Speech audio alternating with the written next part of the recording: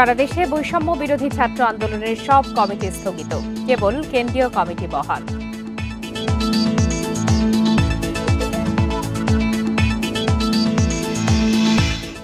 চাঁদাবাজির মামলায় বৈষম্য বিরোধী ছাত্র আন্দোলনের 4 জন রিমান্ডে, এখনো পলাতক 1 জন।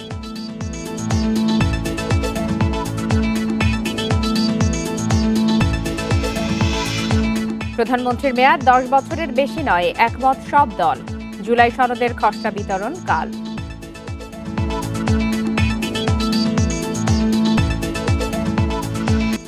আমন্ত্রণ জানাচ্ছি সংবাদ সন্ধ্যায়, আপনাদের সাথে আছি আমি ফারহানা লোপা। এতক্ষণ শিরোনাম জানাচ্ছিলাম, এবার বিস্তারিত।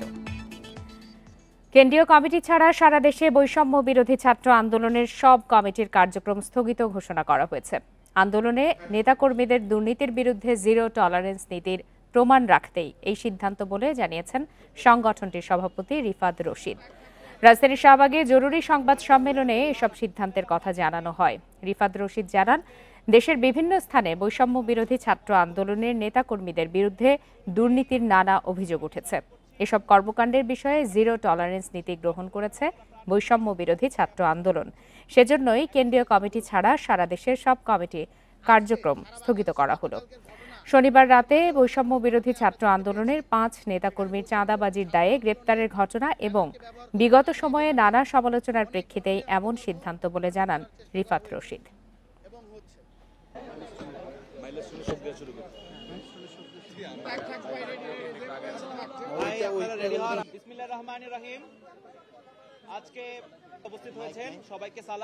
দায় স্বীকার করে সারা বাংলাদেশের সমস্ত যে এক্সিস্টিং সাংগঠনিক কার্যক্রম রয়েছে আমরা সেটা স্থগিত করে দিয়েছি। এর থেকে বড় কার্যক্রম মুভমেন্ট বাংলাদেশের ইতিহাসে কোনো প্ল্যাটফর্ম বা সংগঠন করেছে কিনা আমরা জানি না। এত বড় একটা স্ট্রাকচারকে কেউ এইভাবে তাদের যে অপকর্মের দায় কোনো একটা স্বীকার করে প্রাথমিকভাবে তাদের কার্যক্রমকে স্থগিত করে দিয়েছে কিনা বাংলাদেশের ইতিহাসে এটি নজিরবিহীন। এ বিষয়ে আরো বিস্তারিত জানাতে এই মুহূর্তে বার্তা কক্ষ থেকে যোগ দিয়েছেন সহকর্মী নূরে আলম পিন্টু। নূরে আলম পিন্টু, কিছুক্ষণ আগে এই সংবাদ সম্মেলনটি হয়েছে, তার খানিকটা অংশ আমরা দেখাচ্ছিলাম। এই যে এত স্বল্প সময়ের মধ্যে এত বিতর্ক, তারপরেও কেন বৈষম্য বিরোধী ছাত্র আন্দোলনের প্ল্যাটফর্ম বাঁচিয়ে রাখা হচ্ছে? বৈষম্য বিরোধী ছাত্র আন্দোলন এই প্ল্যাটফর্মটি গঠিত হয় জুলাই মাসের প্রথম সপ্তাহে। কোটা সংস্কারের আন্দোলন শুরু হয় 5 জুন থেকে, এরপরে জুলাইয়ের 1 তারিখ থেকে পুরোদমে আন্দোলন শুরু হয়। তারপরে এই আন্দোলন সমন্বয় করার জন্য বৈষম্য বিরোধী ছাত্র আন্দোলন প্ল্যাটফর্মটি গঠিত হয়। এরপরে 16 জুলাই যখন স্বৈরাচার শেখ হাসিনার অনুগত পুলিশ আবু সাঈদ, ওয়াসিম সহ 6 জনকে হত্যা করে গুলি করে, তারপরে এই আন্দোলনটি গণঅভ্যুত্থানের রূপ নেয় এবং মূলত এই বৈষম্য বিরোধী ছাত্র আন্দোলনের ব্যানারেই সেই সকল রাজনৈতিক দল, মত, সব মানুষ এই আন্দোলনে নামে এই গণঅভ্যুত্থানে অংশ নেয়। সেই গণঅভ্যুত্থানের মধ্য দিয়ে 5 আগস্ট স্বৈরাচার শেখ হাসিনা সরকারের পতন হয় এবং ভারতে পালিয়ে যায় এই স্বৈরাচার। তো তারপর থেকে একটি দাবি উঠছিল যে এই বৈষম্য বিরোধী প্ল্যাটফর্মটি যেহেতু একটি নন পলিটিক্যাল প্ল্যাটফর্ম ছিল, এই প্ল্যাটফর্মটিতে সব মতের মানুষ এসে অংশ নিয়ে আন্দোলনটি করেছে। তারপর থেকে একটি আলোচনা ছিল যে এই প্ল্যাটফর্মটি মানে বিলুপ্ত করা, অথবা এই প্ল্যাটফর্মটি মানে অনেক জায়গা থেকেই এবং আন্দোলনে অংশগ্রহণকারী অনেকেই এই দাবি করে আসছিল। পরবর্তীতে আমরা দেখেছি যে বৈষম্য বিরোধী ছাত্র আন্দোলনের নেতৃত্ব থাকাদের একটি বড় অংশ পরে যে জাতীয় নাগরিক কমিটি গঠন করে, সেই নাগরিক কমিটি পরবর্তীতে জাতীয় নাগরিক পার্টি, যেটি বর্তমানে রাজনৈতিক কার্যক্রম চালাচ্ছে, সে নাগরিক পার্টি গঠিত হয়। আর বৈষম্য বিরোধী ছাত্র আন্দোলনের যে কমিটি, সেটি আবার সাম্প্রতিক সময় দেওয়া হয়েছিল এবং এই কমিটি দেওয়ার পরে সেই যে জেলা পর্যায়ে যে কমিটিগুলো রয়েছে, জেলা পর্যায়ে অনেকগুলো কমিটি দেওয়া হয়। একটি বিষয় যদি বলতে হয় তাহলে বলা যায় যে অনেক সরকারি দপ্তরে এই বৈষম্য বিরোধী ছাত্র আন্দোলনের নামে অনেক সমন্বয়ক পরিচয়ে অনেক জায়গায় নানা ধরনের চাঁদাবাজি, নানা ধরনের অনিয়মের অভিযোগ কিন্তু আসছিল। এর ফলশ্রুতিতে দেখা যাচ্ছে যে বৈষম্য বিরোধী ছাত্র আন্দোলনের যারা শীর্ষ নেতৃত্বে ছিল তাদের সাথে আমরা যখনই কথা বলতাম, এর আগে এই কমিটি হওয়ার আগে তারা কিন্তু তার আগে কিন্তু আমাদেরকে জানিয়েছিল এবং তার আগে কিন্তু বৈষম্য বিরোধী ছাত্র আন্দোলনের সকল কমিটি এর আগে একবার বিলুপ্ত করা হয়েছিল আন্দোলনের পরেই সেখানে যে কিন্তু কেন্দ্রীয় কমিটি তারপরেও ছিল। তো অপরাধ বা এই যে এই ধরনের বিতর্ক সামলানো যায়নি। আপনি একটু জানাবেন যে এইরকম একটি সংগঠনের মান যাতে ম্লান না হয় সেজন্য কি ধরনের চিন্তা করছেন যারা শুরুর সময়ে ছিলেন সেই সব নেতারা? বৈষম্য বিরোধী ছাত্র আন্দোলন এই প্ল্যাটফর্মটি থাকবে কি থাকবে না সেটি নিয়ে দুই ধরনের মতামতই আছে। এক ধরনের মতামত ছিল যে এই প্ল্যাটফর্মটি বিলুপ্ত করে দেওয়া হোক, কারণ এই প্ল্যাটফর্মটির মাধ্যমেই এই 16 বছরের যে ফ্যাসিবাদী শাসন এবং স্বৈরাচার শেখ হাসিনার পতন হয়েছে এই প্ল্যাটফর্মের মাধ্যমে এবং এই প্ল্যাটফর্মের নেতৃত্বেই সকল মতের মানুষ সেখানে আন্দোলনে নেমেছিল। আরেকটি মতামত ছিল যে না, বৈষম্য বিরোধী ছাত্র আন্দোলন প্ল্যাটফর্মটি থাকুক। তো আমরা দেখছি যে বৈষম্য বিরোধী ছাত্র আন্দোলনের সমন্বয়ক এবং সমন্বয়ক পরিচয় অনেক ভুয়া সমন্বয়ক সেজে সারা দেশে নানা ধরনের অনিয়মের অভিযোগ কিন্তু প্রায় সময় আসছে। সরকারি বিভিন্ন দপ্তরেও এই ধরনের দেখা গেছে যে পরে তদন্ত করে দেখা গেছে যে সেই ব্যক্তির আন্দোলনের সাথে অথবা বৈষম্য বিরোধী ছাত্র আন্দোলনের সাথে সম্পৃক্ত ছিল না। এর ভেতরে যাদের বিরুদ্ধে অভিযোগ এসেছিল এবং যাদের বিরুদ্ধে প্রমাণ হয়েছে তাদের বিরুদ্ধে সংগঠনের পক্ষ থেকে ব্যবস্থা নেওয়া হয়েছে। আর গতকালকে যে ঘটনা ঘটেছে সেটি নিয়ে আসলে সবাই খুবই দুঃখ প্রকাশ করছে এবং সবাই যারা এই আন্দোলনে বৈষম্য বিরোধী ছাত্র আন্দোলনের ব্যানারে যারা সাধারণ মানুষ যারা আন্দোলনে নেমেছিল তারাও আমরা দেখছি যে খুবই দুঃখ প্রকাশ করছে। যারা বিশ্লেষক রয়েছেন তারাও বলছেন যে এরকম একটি প্ল্যাটফর্মকে ব্যবহার করে কমিটি স্থগিত করলেই কি অপরাধ বা অপরাধ প্রবণতাটি কমে কিনা। ধন্যবাদ আপনাকে। ঐকমত্য কমিশনের বৈঠক শেষে ব্রিফ করছেন সহসভাপতি আলী রিয়াজ। আমরা সরাসরি চলে যাচ্ছি তার বক্তব্যে। এখানে যে সংসদ সদস্যদের মধ্য থেকে যে 4 জন, তার বাইরে যে সমস্ত সদস্য হবেন তাদের মনোনয়ন কারা দেবেন সে বিষয়েও কমিশনের সুপারিশ রয়েছে, প্রস্তাব রয়েছে। এই সদস্যদের বাছাইয়ের জন্য স্বরাষ্ট্র মন্ত্রণালয়ের মন্ত্রী, জাতীয় সংসদের স্বরাষ্ট্র মন্ত্রণালয় সম্পর্কিত স্থায়ী কমিটির সভাপতি এবং সুপ্রিম কোর্টের হাইকোর্ট বিভাগের একজন বিচারপতি, বিচারক হিসেবে যার অভিজ্ঞতা 10 বছরের কম নয়, সমন্বয়ে একটি কমিটি গঠিত হবে। এটি ওই 4 জন ছাড়া, অর্থাৎ জাতীয় সংসদের নির্বাচিত প্রতিনিধিদের মধ্যে থেকে যে 4 জন আসবেন তার বাইরে যে 5 জন তাদের নির্বাচন করবে। চেয়ারম্যান, সভাপতি এবং সদস্য সচিব কমিশনের সার্বক্ষণিক সদস্য হবেন। কমিশনের বাকি 7 সদস্য অবৈতনিক হবেন, তবে তাদের কমিশনের সভায় যোগদান এবং অন্যান্য প্রযোজ্য ক্ষেত্রে ভাতা সম্মানী প্রাপ্তি আইনের দ্বারা নির্ধারিত হবে। চেয়ারম্যান, সদস্য সচিব এবং অন্যান্য সদস্যদের দায়িত্ব, কর্তব্য, এখতিয়ার, জবাবদিহিতা, পদত্যাগের অধিকার এবং অপসারণের পদ্ধতি ইত্যাদি সংসদ কর্তৃক প্রণীত আইন দ্বারা নির্ধারিত হবে। কমিশনের নীতি নির্ধারণী ও নির্বাহী কার্যাবলী কমিশনের সংখ্যাগরিষ্ঠ সদস্যের সমর্থনে অনুমোদিত হইবে।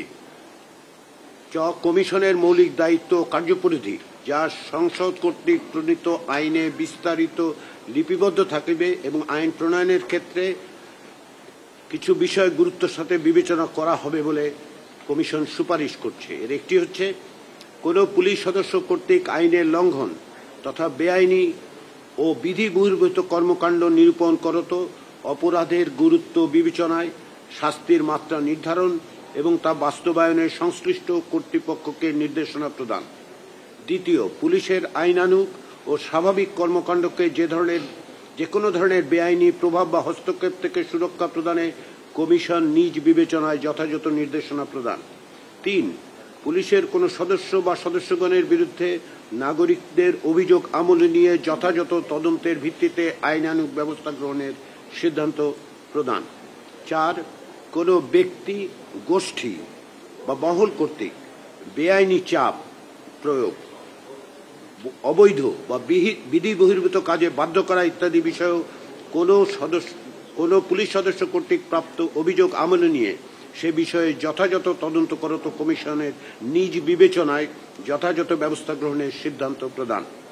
5, পুলিশি ব্যবস্থা সম্পর্কিত বিদ্যমান আইন ও বিধিবিধানের দুর্বলতা ও অসম্পূর্ণতা চিহ্নিত করত সেগুলোকে যথাযথ ও যুগোপযোগীকরণের লক্ষ্যে একটি চলমান সংস্কার কর্মসূচি গ্রহণ ও পরিচালনা করা। ঐকমত্য কমিশনের দফায় দফায় বৈঠক শেষে জাতীয় সনদের একটি খসড়া তৈরি করা হয়েছে। সেই খসড়া পড়ে শোনাচ্ছেন ঐকমত্য কমিশনের সহসভাপতি ডক্টর আলী রিয়াজ। আমরা সরাসরি সেখানে ছিলাম। চলে যাচ্ছে পরের খবরটিতে।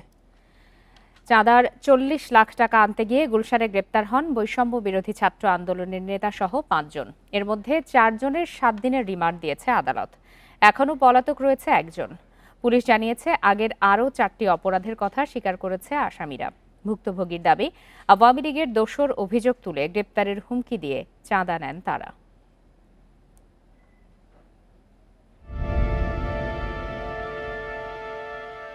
শনিবার সন্ধ্যা গুলশান 2 নম্বরে আওয়ামী লীগের সাবেক এমপি শাম্মী আক্তারের বাসা থেকে গ্রেফতার হন 5 জন।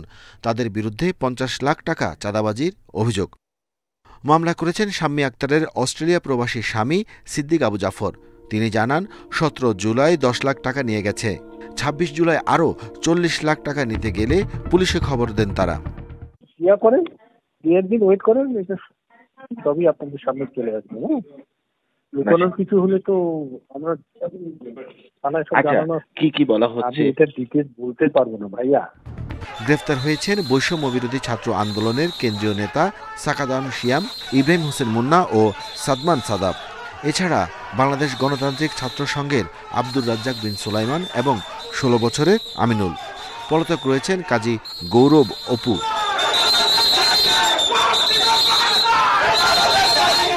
এই মামলা বাদী হয়েছেন যে বাসায় যে লোকগুলো গিয়েছিল, অভিযোগ এসেছে, সেই বাসার মালিক বাদী হয়ে মামলাটা করেছেন। তার কোনো পূর্ববর্তী বা অন্যান্য জিনিসপত্র নিয়েছে কিনা সেই বিষয়টাও তদন্ত চলছে। এরই মধ্যে অভিযুক্তদের সংগঠন থেকে বহিষ্কার করেছে বৈষম্য বিরোধী ছাত্র আন্দোলন। Arafatur Rahman, independent news, Dhaka. Uttara milestone স্কুলে বিমান বিধ্বস্তে ক্ষতিগ্রস্ত ভবন থেকে আলামত সংগ্রহ করেছে বিমান বাহিনী। একতলা যে টিন শেডের ওপর বিমানটির পাইলট পড়েছিলেন সেখান থেকেও আলামত নিয়েছে তদন্ত দল। এদিকে কবে স্কুল খুলবে সে সিদ্ধান্ত এখনও নেয়নি কর্তৃপক্ষ। স্কুলে বিমান বিধ্বস্তের 6 দিন পর ক্ষতিগ্রস্ত ভবন থেকে আলামত সংগ্রহ করা হয়েছে। এ সময় স্কুলের মাঠেও তল্লাশি চালায় বিমান বাহিনী। পাশের একতলা টিনশেড ঘর থেকেও আলামত সংগ্রহ করা হয়। এটির ওপরেই পড়েছিলেন পাইলট তৌকির। ক্ষতিগ্রস্ত ভবনটি দেখতে আসছেন অভিভাবক ও সাধারণ মানুষ। অনেকে এখনো ভুলতে পারেনি বিভীষিকার চিত্র। এটা তো একটা ট্রমাটিক কন্ডিশন, তো ওদের সাইকিয়াট্রিক থেরাপিও লাগতে পারে, বিকজ এখান থেকে ওভারকাম করা ইটস সো টাফ। মানে যাদের এটা হয়েছে, যারা ক্যাম্পাসে ছিল এই মুহূর্তে এই বিল্ডিংটাতে ছিল, তাদের তো এখনো ভয় কমে না। আমার বোন পড়ে এখানে, আমার 2টা বোন পড়ে, একটা হচ্ছে ক্লাস 5-এ আর একটা হচ্ছে 3-তে। শিক্ষার্থীদের আতঙ্কে এখনো দুশ্চিন্তায় অভিভাবকরা। স্বাভাবিক অবস্থায় ফিরতে সময় লাগবে বলে মনে করেন তারা। আমাদের ছেলেমেয়েরা এখনো ঠিকমতো ঘুমাইতে পারে না, শব্দ পাইলে ভয় পায়, বলে আব্বু আবার কি বিমান ক্রাশ হবে কিনা। 5 মিনিট বা 7 মিনিট হয়েছে, এর মধ্যে 5টা-6টা বিমান গেছে। বিমানের শব্দ শুনেই আমার বুকটা ধক করে ওঠে। আর বাচ্চাদের কি হবে? মানে এই এরিয়াতে একটা প্রতিষ্ঠান তো সবসময় থাকতে হয় নিরিবিলি একটা জায়গার মধ্যে। স্কুল খোলার সিদ্ধান্ত নেওয়া ঠিক হবে না বলেও মনে করেন অভিভাবকরা। Khaled Raihan, independent news, Dhaka. বিমান দুর্ঘটনায় দগ্ধ আরও 2 জন রোগীকে ছাড়পত্র দিয়েছে জাতীয় burn and plastic surgery institute. তাদের একজন মাইলস্টোন স্কুলের কর্মচারী সবুজা বেগম, অন্যজন উদ্ধারকর্মী। এদিকে এ পর্যন্ত মোট 34 জন নিহত হয়েছে বলে জানিয়েছে স্বাস্থ্য মন্ত্রণালয়। সংবাদ সম্মেলনে বার্ন ইনস্টিটিউটের পরিচালক নাসির উদ্দিন এই তথ্য নিশ্চিত করেন। রবিবার নতুন করে মৃত্যু হয়নি কারও বলে নিশ্চিত করেন তিনি। তবে যেই 4 জন আইসিইউতে আছেন তাদের অবস্থা অপরিবর্তিত। এদের মধ্যে 2 জন ভেন্টিলেশনে আছেন। হাসপাতালে ভর্তি রোগীদের মধ্যে শিশু 28 জন, 6 জন বয়স্ক এখনও চিকিৎসাধীন। জানান, নিজস্ব ব্যবস্থাপনায় দগ্ধদের চিকিৎসা এবং প্রয়োজনীয় পরীক্ষা করানো হচ্ছে। সেক্ষেত্রে রোগী বা তাদের স্বজনদের হয়রানির শিকার হওয়ার কোনো কারণ নেই। আপাতত দগ্ধ কোনো রোগীকে বিদেশ পাঠানোর পরিকল্পনা নেই বলেও জানান ইনস্টিটিউটের পরিচালক। আজকে 2 জন রোগীকে ডিসচার্জ দিয়েছি। 2 জনই আমরা অ্যাডাল্টের মধ্যে পড়ে। একজন 20 বছর বয়সী কাজী আমজাদ সাইদ, উনি বেসিক্যালি ছিলেন হচ্ছে একজন রেস্কিউয়ার। ক্রিটিক্যাল কন্ডিশনে আছে আমাদের 4 জন রোগী, যেটা গতকালকেও ছিল, এবং সিভিয়ার কন্ডিশনে আছে আমাদের 9 জন রোগী। আর এর মধ্যে ইনহেলেশন ইনজুরি আছে আমাদের 7 জন রোগী। আর যে প্রশ্ন এরই সাথে শেষ করছে এখনকার সংবাদ। ইন্ডিপেন্ডেন্ট টেলিভিশনের সব খবরের আরও বিস্তারিত জানতে চোখ রাখুন ফেসবুক, ইউটিউব আর এক্সে। আমন্ত্রণ আমাদের পরের আয়োজন।